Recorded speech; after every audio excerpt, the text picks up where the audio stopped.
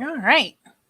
So back again for another scene for the Sept of the Red Branch Knights, where we are in fact setting scene once again at the Ford camp, the base camp, whatever you would like to call it, the camp that is being used as the fallback area and preparation area for the continuing siege against a very particular castle.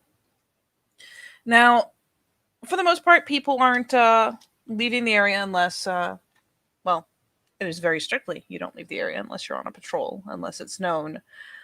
And so, what we'll be doing is moving in on the camp where, not too far from the riverside, Maeve has been cleaning a skull. Not necessarily washing, rinsing, but at least, well, when you get a deer's head and you need a deer's skull, there's a process for that. She does at least have the wherewithal to leave the eyes in it.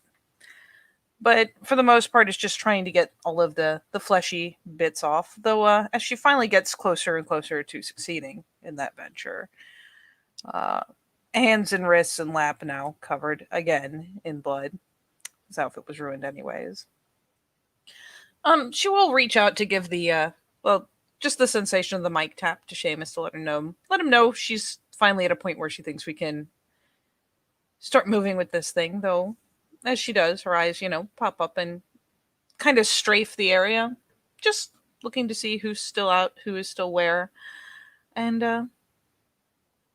the thought will follow soon after of, if we really want this appeal to stick, we could always see if Carol wants to come along. Already a step ahead of you. All right.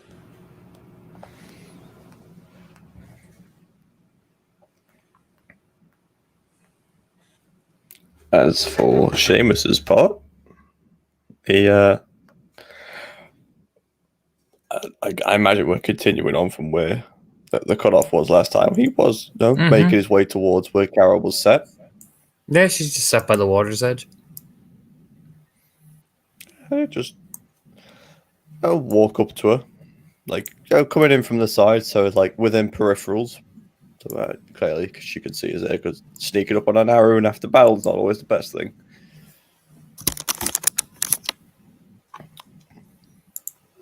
Does she look towards him or anything? Yeah, she turns her head at the sound.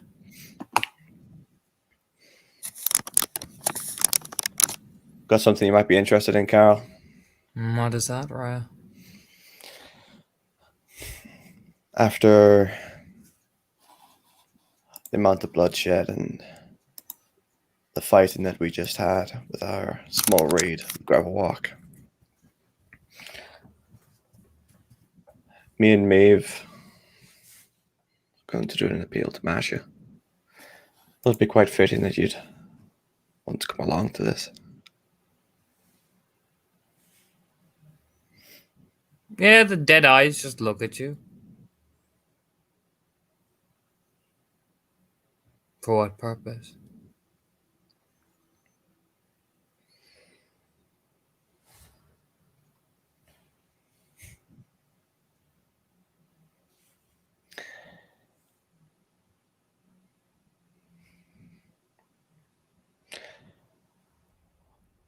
Well, the purpose we're doing it for, or the purpose that we want you to come along.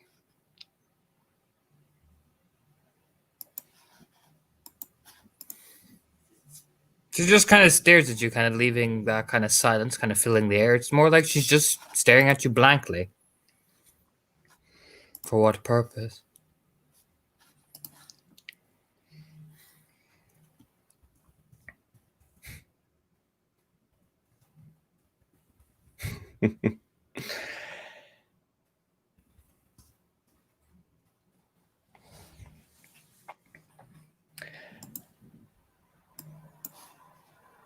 You've shed a lot of blood in battle.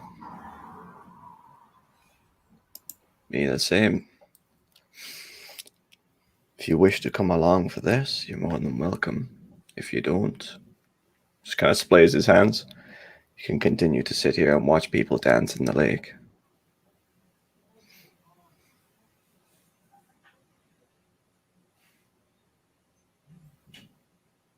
The purpose, Carol. Do you want to appeal to that spirit that has appealed to you? Perhaps a blessing for the next one. You When said we it's know for we're you. going. You said it's for you and Maeve, not for me. For what purpose do you need me for? If it's your appeal.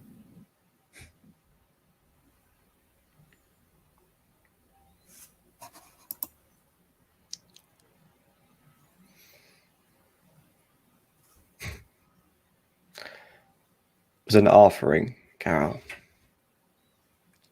Whether you wanted to come along and join in or not.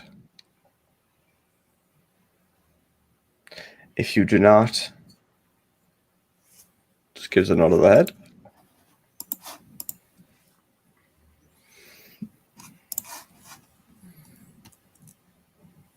But if you do,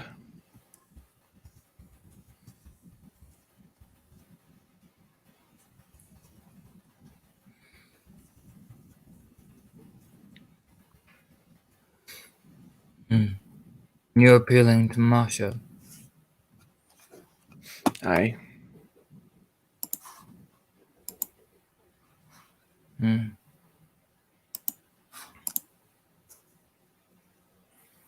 She kind of nod.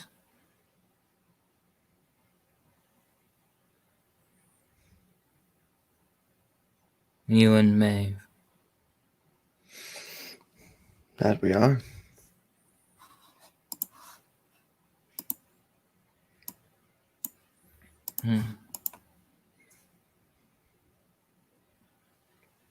Okay, and she blinks once. Still has blood all over her. She just watches. Yeah, I mean, he's still covered in blood as well, and that battle scar is. Oh, he's shitless. That's clear as day right there across his ribs.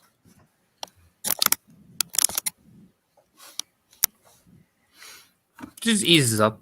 I'm going, but not for your intention. And she just starts walking.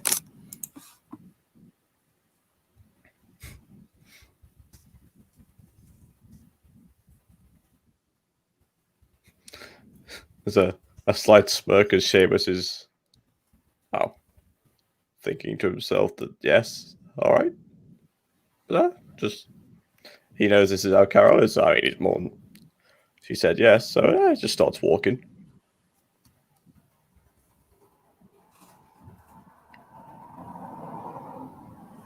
Just a poke over to Maeve. Oh well, she seems to want to come along. For different reasons, for whatever, but she's on her way. Well, I hoped it would be of interest and not too much too fast. But we'll see. Oh, you know how she is. I do. She eases up, doesn't bother rinsing off again because, it's not a bad accessory, the blood. It's not the blood of her enemies, but it's better than not having any on her. She does at least wipe her blade clean and put it away. Force a habit. You don't want them to rust. Mm-hmm. But yeah, she'll rouse up to glance over as the other two are coming along, and we'll meet them part way.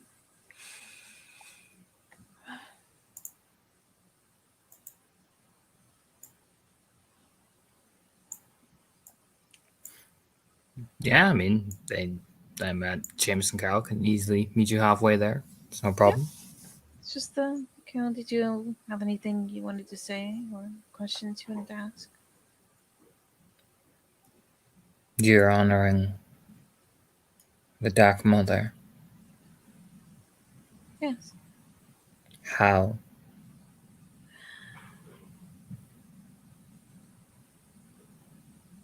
By dedicating the kills that have been made, the acts in battle that have been done. For what purpose?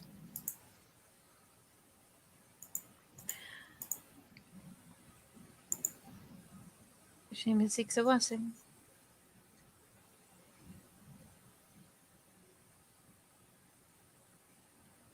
I see.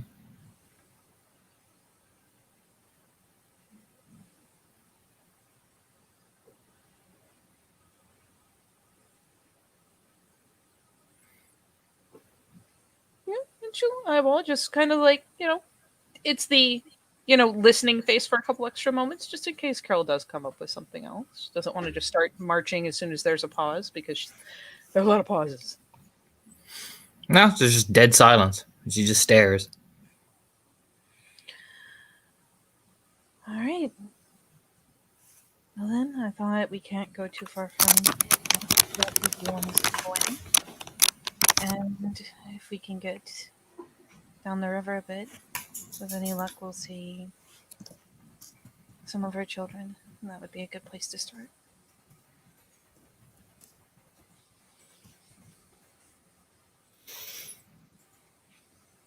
You're going to need more than just kills to gain her attention if you want her blessing.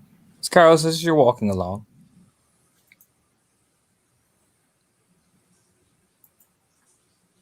Leave those off for a glance. Again, just listening. Carol doesn't respond too well to questions, so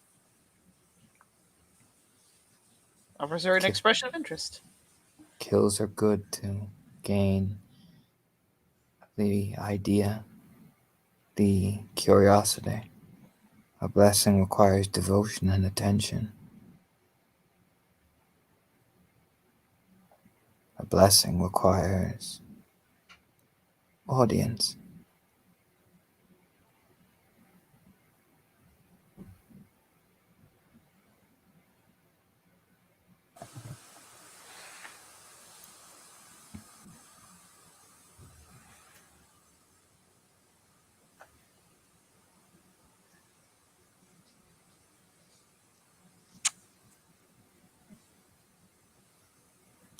Well then, should it the disrespect of outright summoning into a place that is not prepared for it, does one gain an audience, Carol? You have the blood.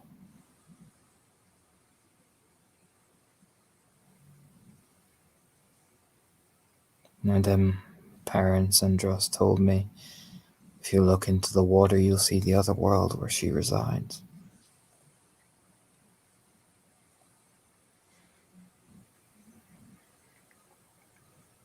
Offer the kills and summon. She'll choose where she appears next.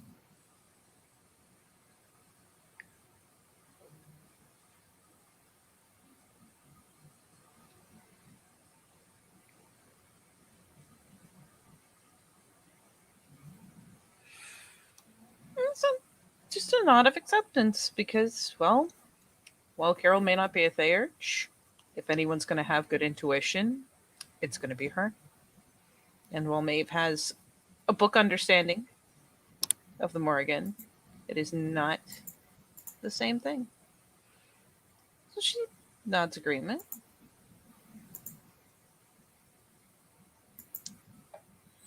And we will find the right place, make the offerings, and seek an audience. She just nods, just walking along. And eventually, you guys are wandering for a good amount of time, and you end up in a small clearing, much like this. Even the fog starts to roll in.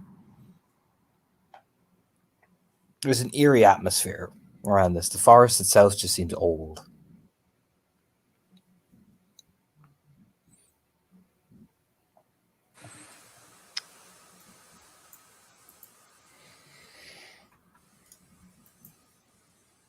So once they're in an area where kind of the air changes almost.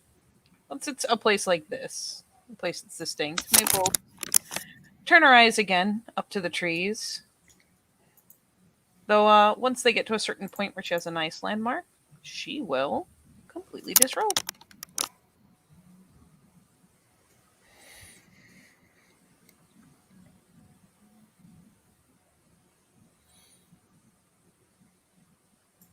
But if you look up, Maeve, well, oh yeah, oh they're jet black as well, kind of just staring from some of the trees.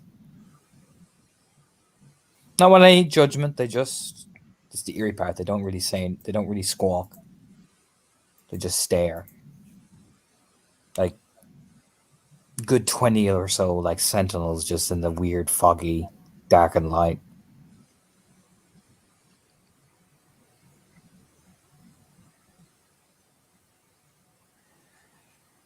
Yep, especially seeing the birds. Yeah, Maeve doesn't take her sweet time about it or make a big ordeal of it. She just quickly disrobes because there's a certain strength in being naked, not needing protection, even Oh from yeah, the you can both feel kind of the weight of like judgment just watching the both of you. It's not like any harshness or anything. It's just this expectancy. The only thing that kind of seems anyway of a positive approach is Carol, who the birds just seem to just land at the top of the tree trunks above her and stare down at her. Like it's just very eerie because when they flap their wings, there's just one flap and then they just land. Not opening their beaks, not doing anything. It's just silence. Silence of death.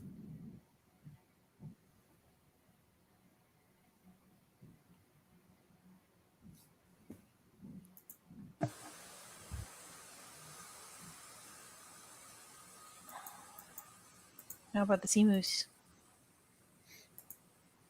Yeah, I mean, he follows suit. I mean, there's not much for him to take off because he's already pretty much there. I'm still covered in the blood viscera. They're still looking around, watching the birds as they're doing. Noticeably seeing them kind of gravitate towards Carol a little bit, but it's expected. These things happen. Mainly just giving him a bit of reassurance that maybe this is the right place. But I mean, maybe you see it in his face. It's full, 100% all or nothing.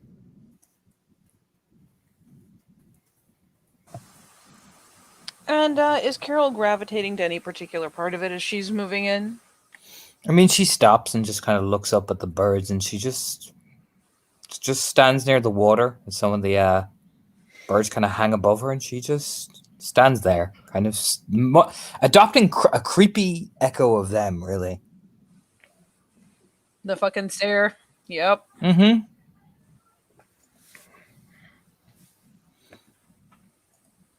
Like in the light sheen, you even notice her silhouette starts to even get a bit more progressively darker as well. And as they go about preparing, Maeve will find a place essentially like right near the bank, right probably the closest bit of shore near where Carol has set, or actually probably just on the other side of her from the shore, because in part of the offering is the eyes that she's left sitting in the skull. Been careful not to scoop out, in fact, or damage. Because in a way, that is a gift for the children. They prefer carrion. This is a thing that has died. And, well, if the stories say anything, it's that crows like eyes. So as she's going and setting that around, she does glance over to Seamus. The two most important things to keep in mind. The Morgan finds fear repulsive. Mancha, the others, they all find fear to be a point of disgust. So you cannot show any. And I mean, there's a faint smile there because it's one of those things where, like in your case, I'm not especially worried about it. You face her proudly, but the second thing to remember, Matcha is an old goddess. She is the Dark Mother. She is the Maiden of Battle. Mentioning Blackstack here, aside from to get to the point, all the gods don't bow.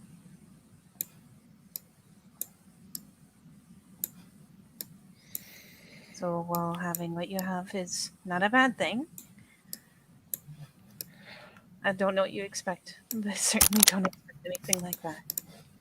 The clout doesn't work with the old gods. Maeve. I just nods like the reassuring, but we're not appealing to Black Stag here, Maeve. We're appealing to Matcha. She's the one focal point, and she's the only thing that we're going to mention. There's the bob of the head, just like, okay, good. I may not be a theurge, but I know very basics. I mean, you can tell it's not Maeve expecting him to do something stupid. It's just Maeve making sure that she has said the bits that absolutely must be said. It is Maeve filling out the fucking the waiver form before she does this. Essentially. I'll give you this. As you're talking, I mean, Maeve's laying out the things like what's eerie for both of you is the forest just gets darker and darker.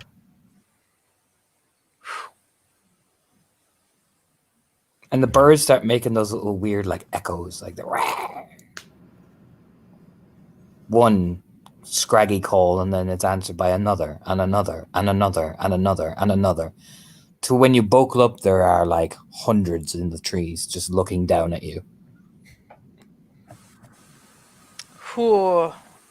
And Maeve does not cheat, neither by calling forth a light, nor by using tools as in the earth, just the good, raw, old earth. Using her fingers, she will begin to dig out, the circle around the skull, symbols that are attuned to Matcha, the glyph, other symbols in Gaelic that refer to her, all the ones she can remember. Mm-hmm. So, do a rite of summoning. I will ask you to, unless you want me to just go based on the math of what you're summoning. Usually you use time to count down the difficulty. I don't know how you want to set the difficulty on it. I will put the difficulty at 6 because you have a carrion crow spirit heritage person right beside you.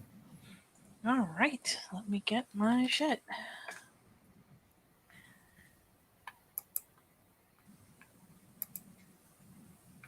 And I hope you won't fuss at me for asking, but may I spend a willpower because her showing up angry would be really bad. Sure. All right.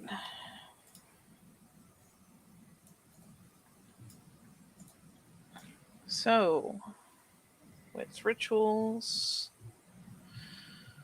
F6.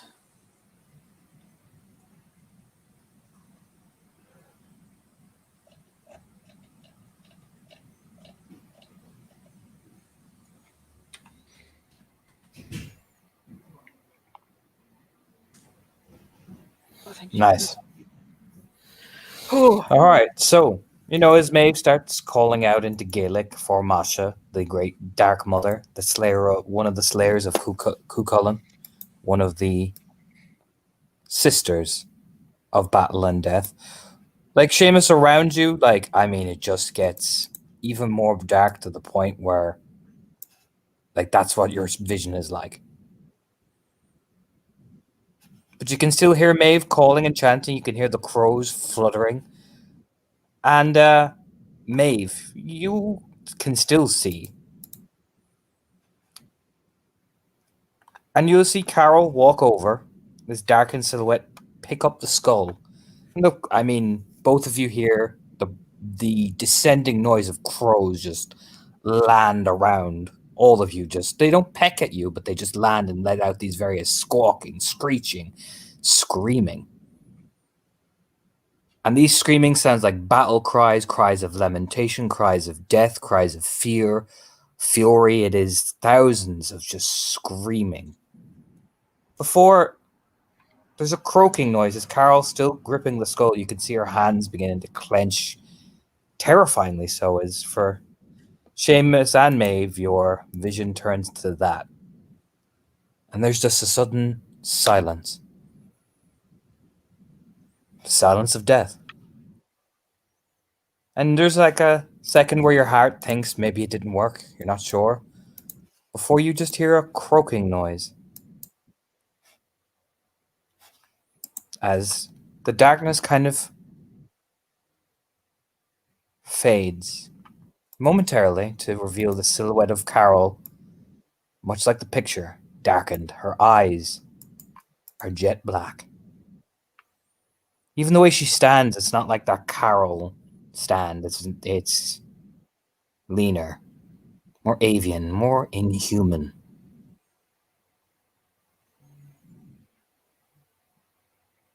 The way she holds the antler skull, kind of running her hands along the bony surface, digging her fingernails into the eyes, and they make this. As the crows land on her shoulder, they do this crooning like.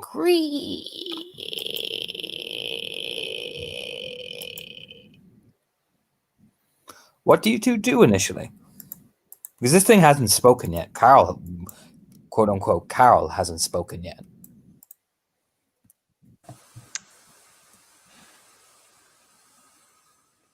Oh, go ahead. I was going to say, because Seamus, again, he's not the theurge, but he understands that certain spirits that you do not speak unless spoken to, especially in consideration to the older ones.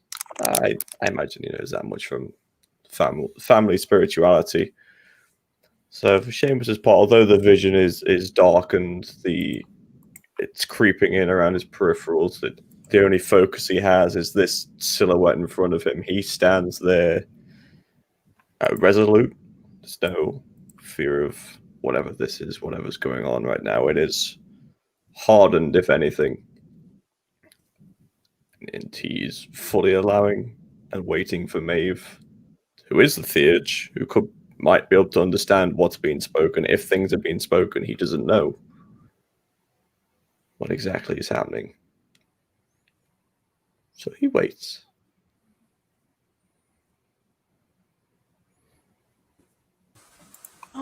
As a little bit, just the faintest bit of the light is allowed almost to exist in this place. Maeve will cast a glance to the water if there's anything to be able to see. Yeah, Carol isn't submerged anymore. She's standing on it.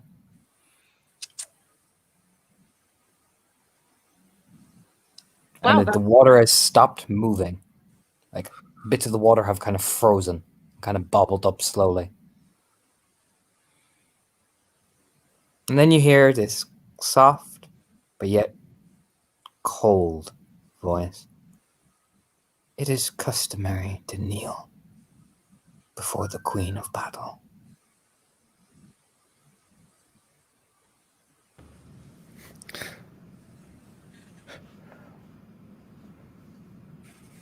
That's something Seamus certainly gets along with because, yep, just drops down to his knees as he does. And it's weird. It's kind of like a reverberation of an echo of Carol's voice, but it has so much more volume. Like it's all the crows are echoing that voice as well, so it just echoes around the forest, which jars your senses to a point. Not like in terms of makes you freaked out, but it's just the reverb is insane.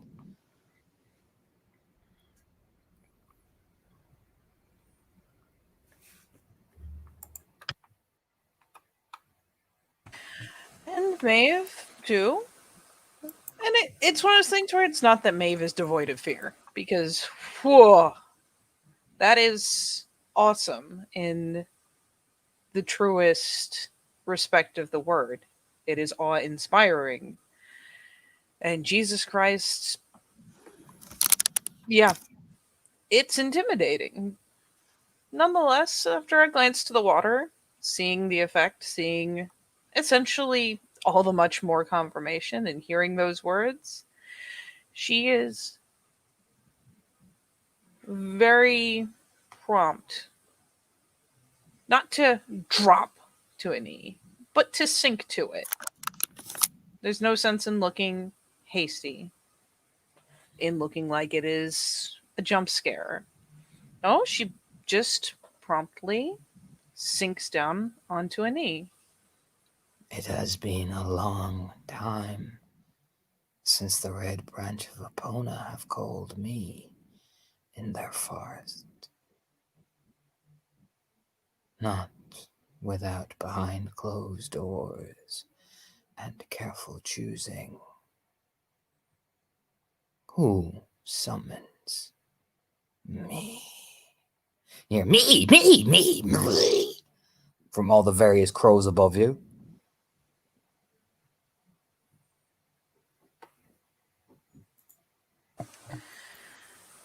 And I will ask, is translation necessary? It'll run in the pack link if so. Oh no. Oh no. I didn't think so. It's just the eerie distortion but you have to blink a couple of times because like crows repeat random words like summon me, red branch. It's ooh.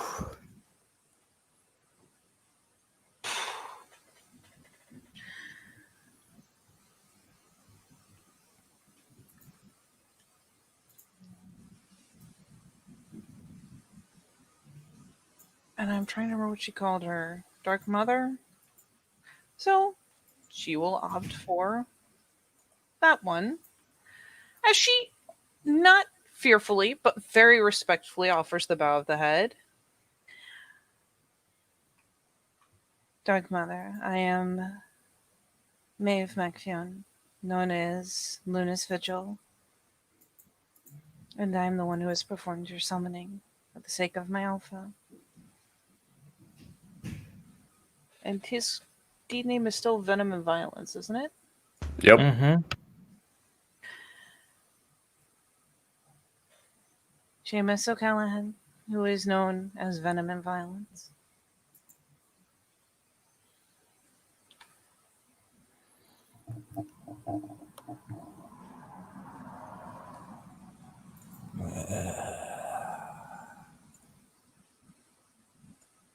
These names hold weight in this one's head.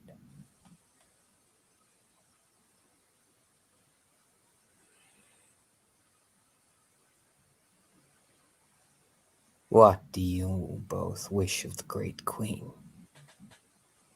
For you have war to conduct, and more enemies to render and rip than sit here to talk to me. What do you wish?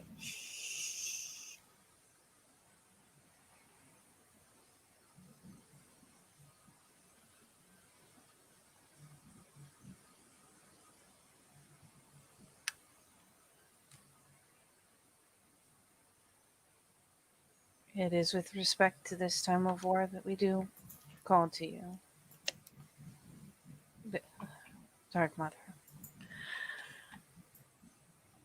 We come seeking a blessing. The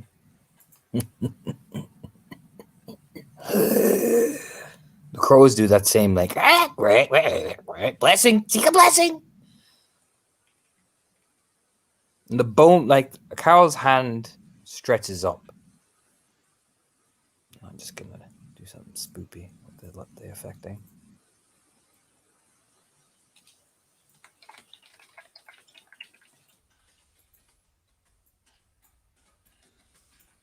Oh yeah, she becomes a bit more bloodstained.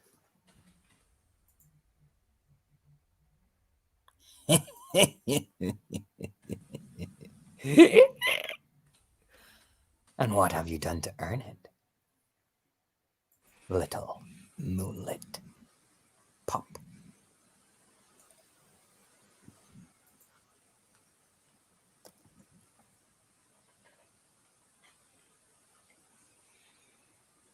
How are we both reacting to the fact that like she just like it's like she shapeshifted? Like Carol's visage is still there, but it's like her hair is like flickering between blood red and dark midnight. Her hands are bloodied, like proper, like to the point that they're just the color of crimson, clutched around this antler skull.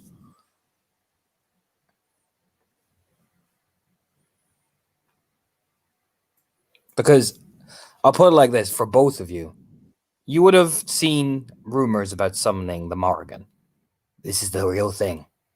That is matcha you're staring at. Or at least a portion of it. An essence of it. With Maeve's level of success, oh yeah. Oh, you got her full attention.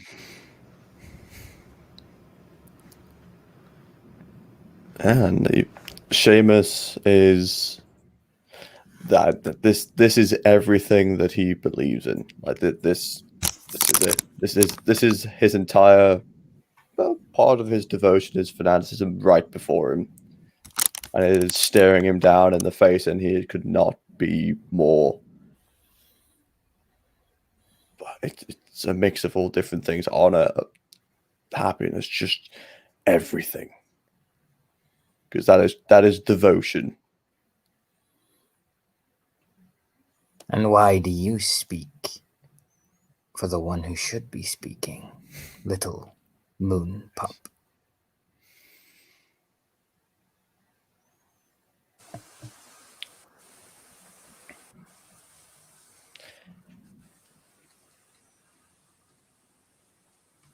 Only to ensure that proper respect is paid, Dark Mother. You have fulfilled your role, but you do not have war in your belly. But you have fulfilled your role. And then I heard that head, like bloody, kind of shape-shiftingly red and black hair kind of twirls. Like, and it almost kind of sways upwards at the still trees. Looks pointedly at Seamus. Ah. Old father's new face.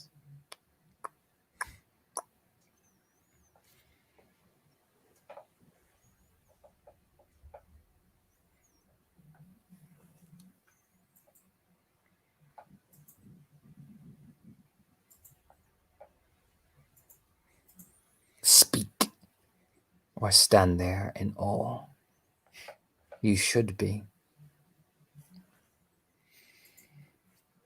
There is the faintest part of a smile on his face, but it disappears quickly. It's refocusing. Dark Mother, you heard my Theurge's words. We come here seeking blessing. Seeking blessing for that we have done, and for that we will do in the coming battles and the coming war that is raging across this land and many lands that we may face and travel to.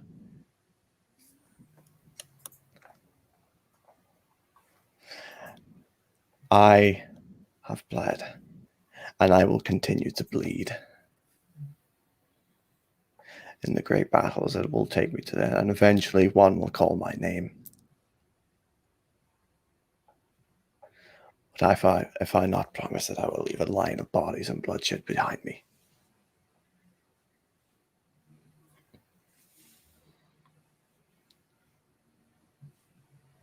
In my name, or your old face of young father.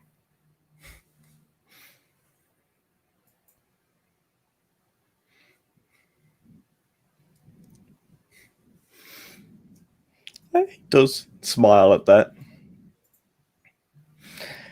You are the Dark Mother of War.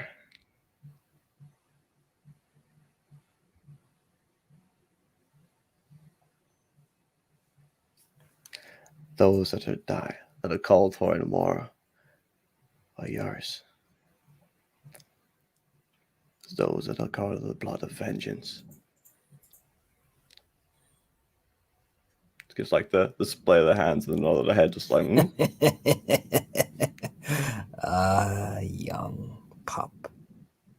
What do you know of vengeance? You have not met my sisters, or me. You wear an old face, but young heart. We have been in war and vengeance since the very beginning. But you are a pup, bred for hunger. But you are not looking for it in my name, are you? What do you seek of me? Other than to pontificate at me, which do not mind so long as I see the blood.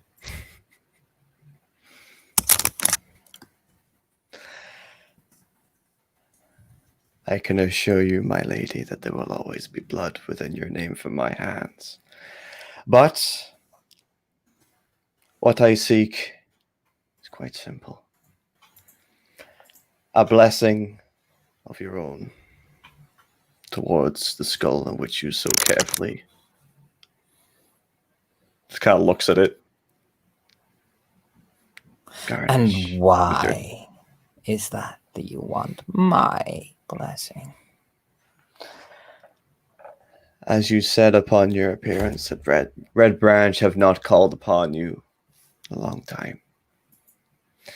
They've not called upon a lot of the old faces, as it were. I seek to build a shrine to that of which the face I wear.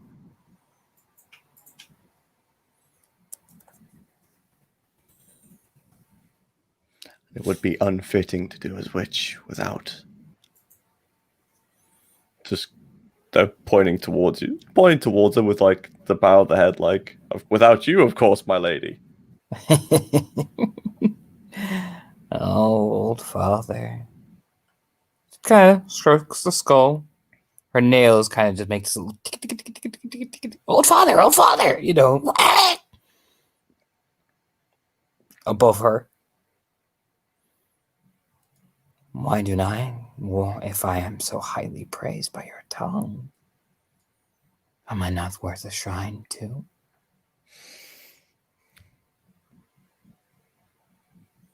Am I not worth your old Callahan blood drenching my breasts? Many of your ancestors did much the same in my name long ago, and I still remember the honeysuckle of their kiss. If you wish to make a shrine for your old father's war face, it kind of does this weird avian head tilt. Why am I not worthy? After all, I am. And then when she says war, I mean, Seamus, you're kind of like, it's not like you take a step back in fear, just from the sonic force of it. You both take like a step back of just, she goes, war. And I mean, the crows just go, what? You know what I mean? It's this screech.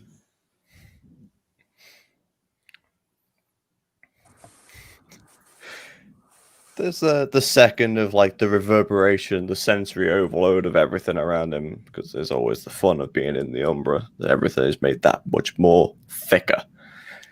But he still stands, staring as he does.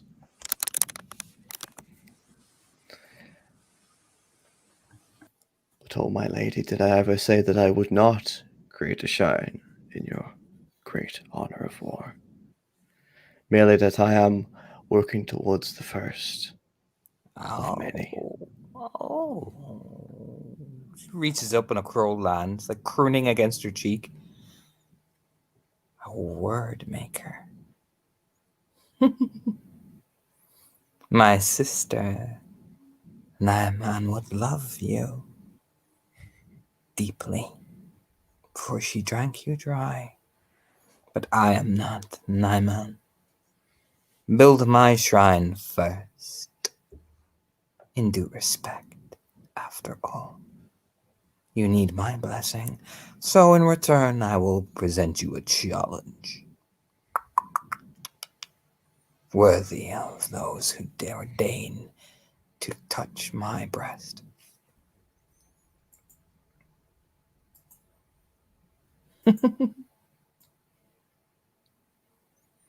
Would you be up for that, young O'Callahan, as you ride your black stag so nobly?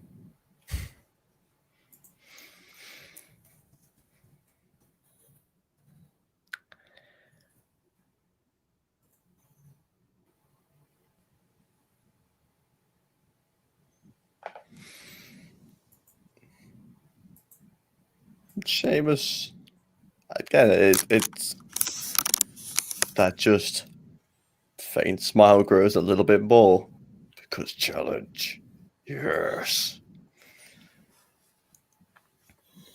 almost certainly, my lady.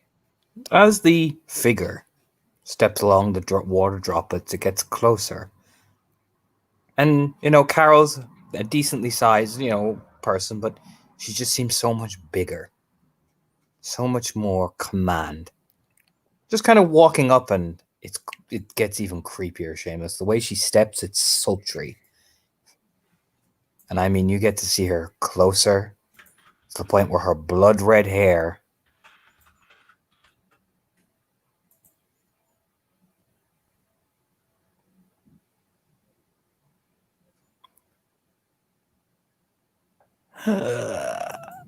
oh, aren't you the handsome one?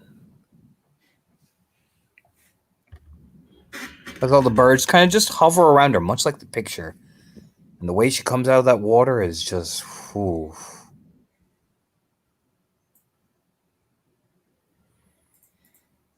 Such life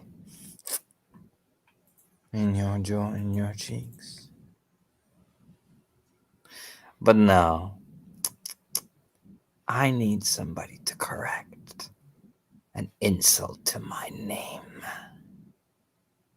And seeing as you're so eager to please me, wouldn't you rise to the occasion?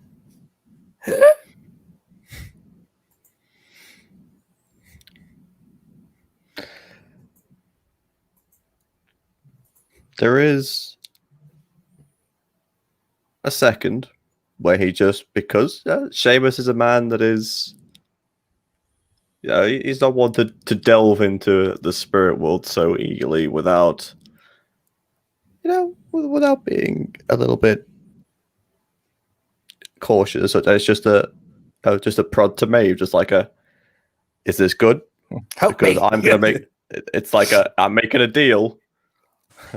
Making a deal, Theo. Advise me before I put my foot in this. turns the Kevin Hart thing. Help me! It's just looms over. So thankfully, being in the perspective of an observer in this, she has done her due diligence. She is waiting for the chance to step up and do her due diligence again. In the meantime, she is a mute, no, mostly mute observer and provider of information to one. How is May feeling about this? Because this is very, like, I'll put it like this. This is like one of you have no experience of like fucking Morgan spirits, man. No. Jesus Christ. Nothing like this, no. No. This is one of Maeve's first proper experiences firsthand with such an old god. Because you can say, oh, it's technically a spirit. No, that is an old god. And, she'd be more alarmed, but Seamus loving her for being what she is kind of makes sense with the way he dances with death in battle. It's not as alarming as she thought it would be. She's not sure how she feels about that. But no, the matcha herself, the Morgan, is still... It's like when angels appear and say, fear not. She's just kind of stricken with awe. But she's listening.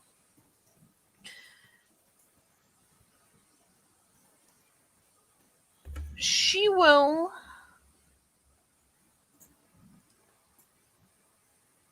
think over it because Matcha's already agreed, technically, that in exchange for the shrine, it will be essentially the steps to getting his blessing. Essentially, this is a chance at extra credit, if I'm understanding it right. Basically, like, you build me a shrine. Oh, well, I'll like you.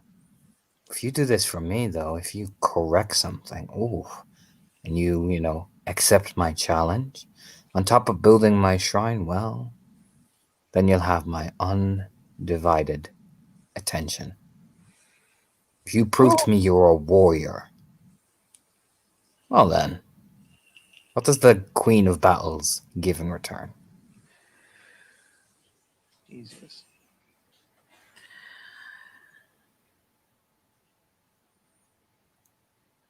It is Matcha. She does drive warriors to intense and nigh impossible acts on the field, and her wrath would be incredible if it was veiled. But he needs her favor if he wants this blessing. Not just a cursory little hand wave, but the way Yeah. he's engaging with I'll her. put it like this: you're getting to the point where a butt pat is not going to cut it. You're not going to get a butt pat off Matcha. You either it's all go broke or go home. And He sends the thought over, and the thought back is essentially all or nothing. That's beautiful. Just by the look on his face, Maeve, he was ready to dive into this without even considering. But he's a smart man. Knows when to ask a question to a theurge. So you reply with the answer he wanted.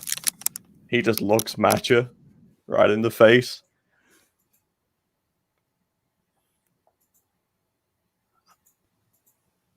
I like some details, my lady. Oh, detail.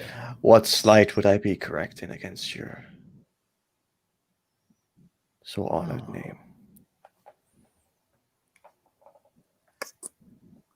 She licks her lips and ooh, those teeth are serrated. Like she actually like licks it in front of you, though slow lick. And what's weird is Carol's teeth almost look blackened.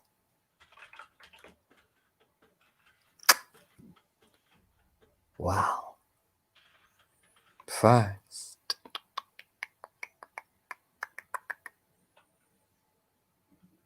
draw your blood. After all, if you want details, you need to see. And I don't accept those who ask before committing. So very tedious. So give me your blood, and you will get all you wish.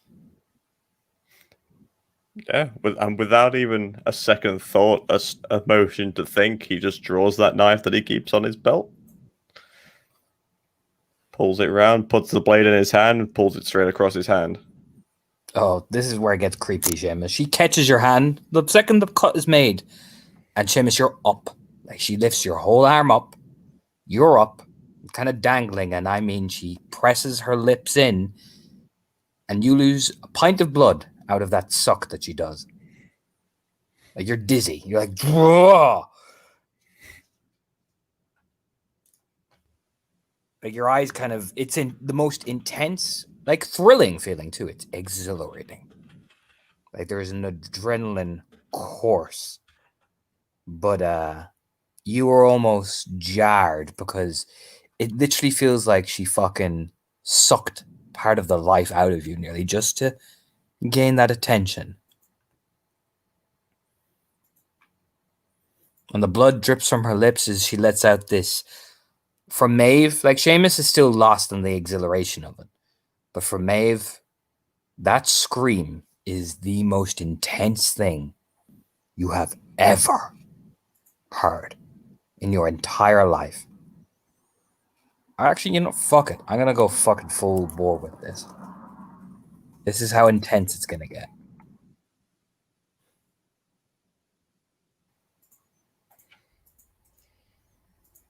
Because you know what? I'm a nerd and fuck it.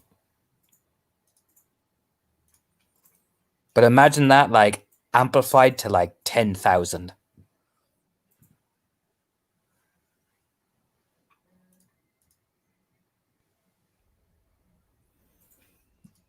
Because I'll put it like this, Maeve. For Seamus, no, he'd love this. You, no. This is the line. Because Jesus, mother of Christ. Because here's the creepiest part of this. There are 3 screams. Hers, and then there are ones further down the hills. Of different variation. One is venomously slick. Like a jarring poison that crawls up your veins. And the second is just pure madness personified. There is no rhyme, rhythm, just pure chaotic distortion. That answer back. perfect harmony.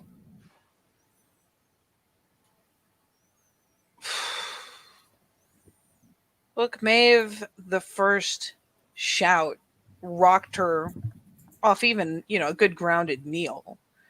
She brought herself up and she had set herself back, but this is a whole different ball game. And while the first screech is intense, the one right over her head, it's incredibly intense. It's painful. It probably is enough on its own for her to clench her jaw, duck her head, just scrunch, just as if you're trying to force the sound waves not to go into your ears. She even picks up the hand,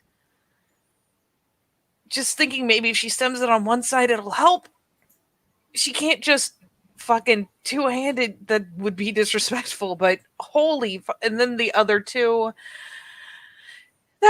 yeah, that whole combined screech is the line. And bless Maeve's heart, her fear response is not to run and it's not to fight. She freezes. But it is one of those things where if ever there was a single sound that made just cold, hard terror pound down your spinal cord, that's the one. Luckily for her, she locks up in place, but it is the most instinctual kind of stark terror. And the creep bit is for Seamus is his senses kind of finally jar into place. She seems almost brighter now, especially with Maeve's cold response to fear. No, she's not disgusted. If anything, she got exactly what she wanted. Beautiful, stark terror. And then she just turns, licking her fingers, her talon-like fingers, with your blood. There was one once who held my favor. A killer with no remorse or fear in the face of his enemies. But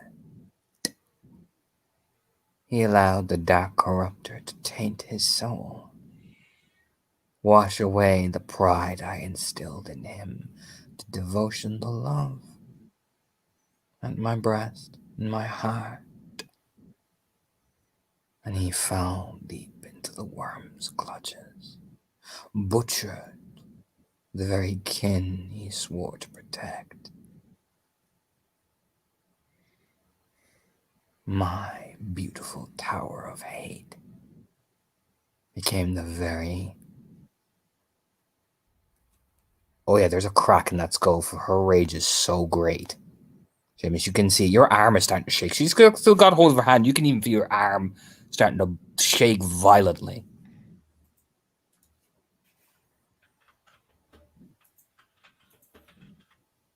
Like Maeve, you can even feel like you both feel the ground even start to shake. The crows start to even get more like hate. You know what I mean?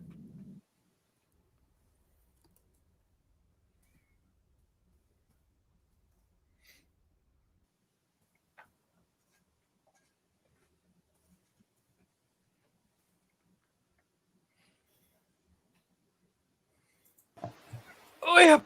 At least for Maeve's part, it's just the fingers, where she has one hand, the arm tucked up over her knee, the one on the ground is clinching the ground like, please don't give way. You're the only thing holding me up right now. Sweet fucking Christ.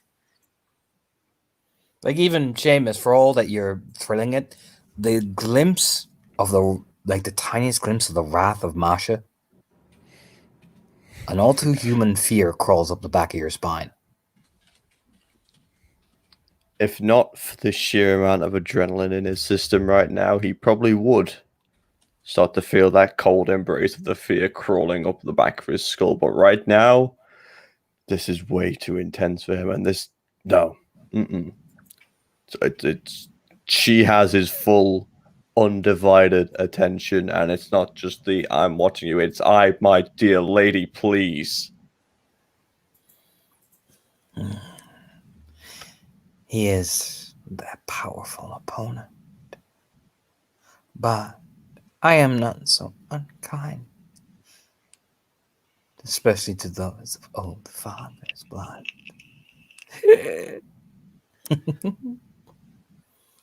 Slay him, whether by your hand or the one you command.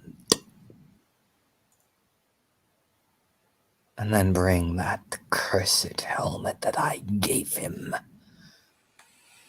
back to me, so I may cast it down into the depths of my hall.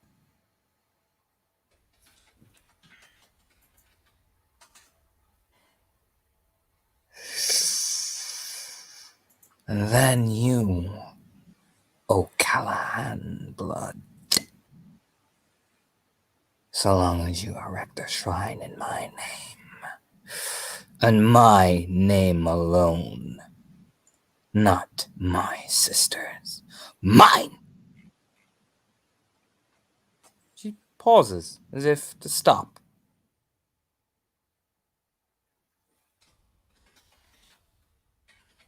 Then you shall have whatever blessing you seek to build old father's young face.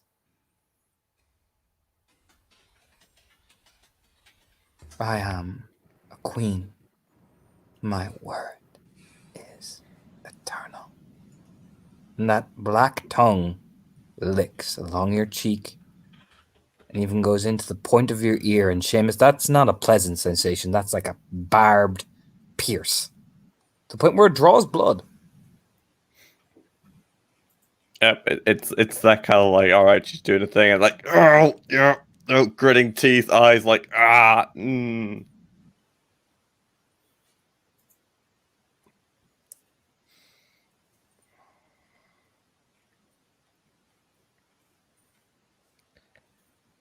you accept my challenge?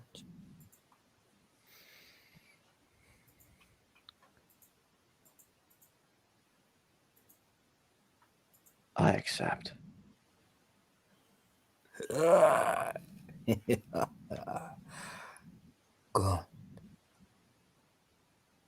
I will, of course, be waiting. Bring your pup, your loon pup. She finally glances over and Maeve. Do you look up at her at all? Oh, man, you kind of have to. Even if you really don't want to look higher than the knees, keeping your eyes on her feet would be an open display of fear. You can't do that. When she's turned to, bless her fucking heart, she looks up, doesn't look for the eyes, but is going to offer the respect of giving her full attention. Oh, I'm sorry, Maeve. Yep. You know that bit where Pennywise does that fucking cyclone fucking head bobbles and she just suddenly darts like right in front of your face? It's like her head just vibrates about 4 or 5 times and then I do not, but I hate it just based on the description alone. it's like her head just like becomes like it's kind of suddenly like vibrates like an angry bee and then suddenly her black eyes are like right in front of you. Can I like just spend a willpower to not topple onto my ass and squeak? Well, here's the thing. Would Maeve even have the wherewithal to be able to do that? Like genuinely, I'm not trying to fuck you over, but would Maeve be able to hold fast against Masha? Against Matcha, no. Realistically, no. She's gonna balk. I just don't want to make a complete ass of myself. But no, nothing is going to keep her from balking against a move like that. She's never been affixed with the regard of something that powerful. No. At the very best, she is going to jerk back abruptly. And yeah, Masha just lets go of Seamus. So he just neatly goes into the ground and drinks Maeve's fear in. The best part is she doesn't even scream. It's that terrified suck in of a breath that you do. It's completely reflexive. There's nothing she can do about it. I will be waiting for your death or your success. Bring the helmet. I'll be keeping this, and I shall bring it back once you're done. She just strokes the stag skull like it's a present. Like, this is mine. Thanks. And she proceeds to just turn and start walking towards the water, placing her feet back down, and the shuddering, it's like this mad shudders as the forest immediately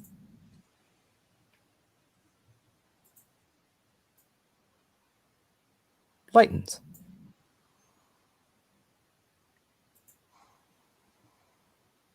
The crows even all begin to fly away.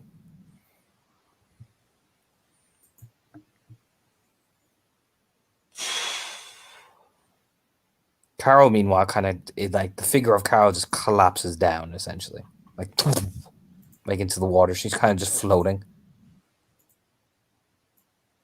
Oh, God, it's something that Maeve needs just to have any prompt to get up off of the fucking ground where she got frozen again after that rush. Well, you can even notice the trees have even started to move again. Everything starts to move again.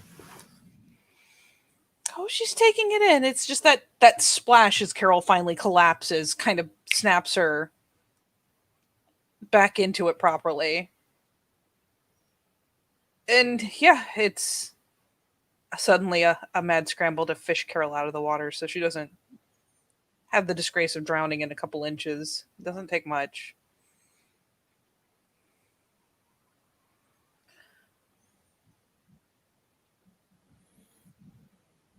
Mm-hmm. But yeah, once she's got Carol's head up at least, there's a glance back to Seamus just to see how he's doing.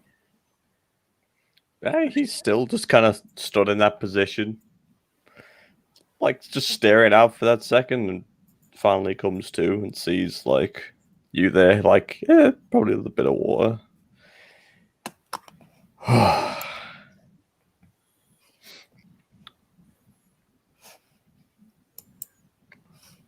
I think that went well.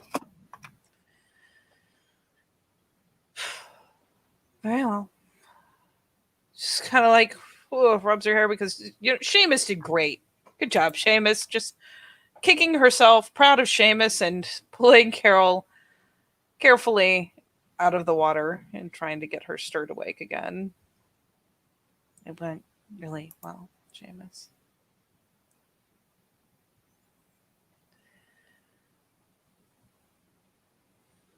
Yeah, Carol's eyes just flutter open as she looks around. Had that initial like, oh.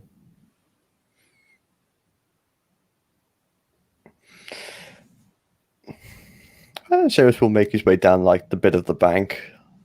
Want to help her out, but like, all right, get out. Good. Yeah, Carol just nods and kind of just eases up. Wiping some of the blood off her mouth, like, ugh. Kind of blinking a few times. You all right? Yes.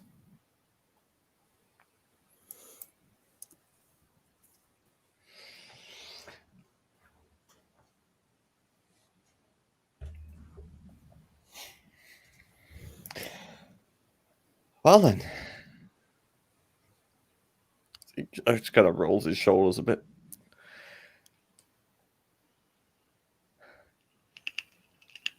At least we know what we have to do. Oh, well, thank God.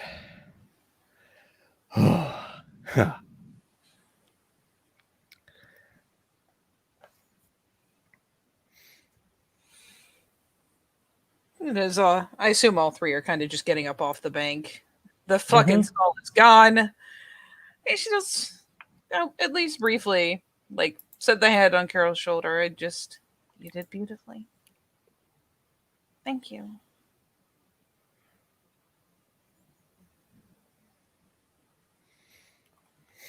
Yes. She just nods to herself, like, yeah. Just seems to just start walking ahead of you guys.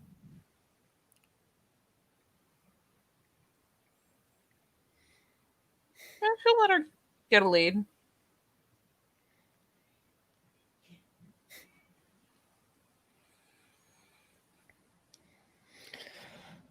Well then, first thing when we get back,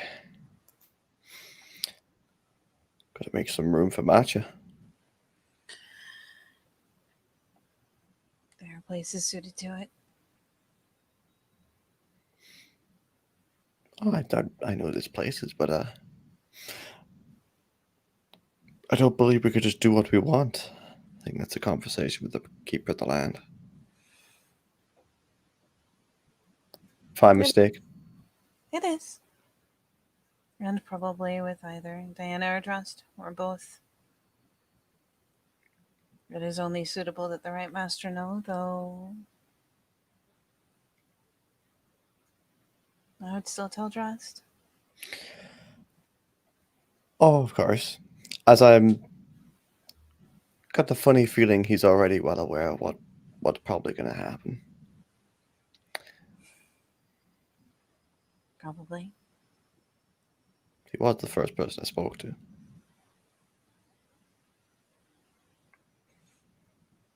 Yeah, there's just a faint smile, like, of course. Of course Magic Dad knows, and there's something reassuring in that for her.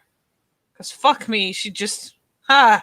yes. I will think of Magic Dad. It was so much more reassuring than everything that just happened.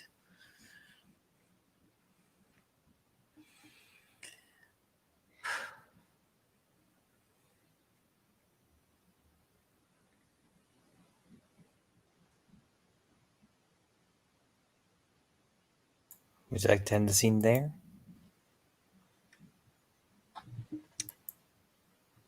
I am good. Anything else Seamus wants to do or say? Talk about? Oh, I need to go get food.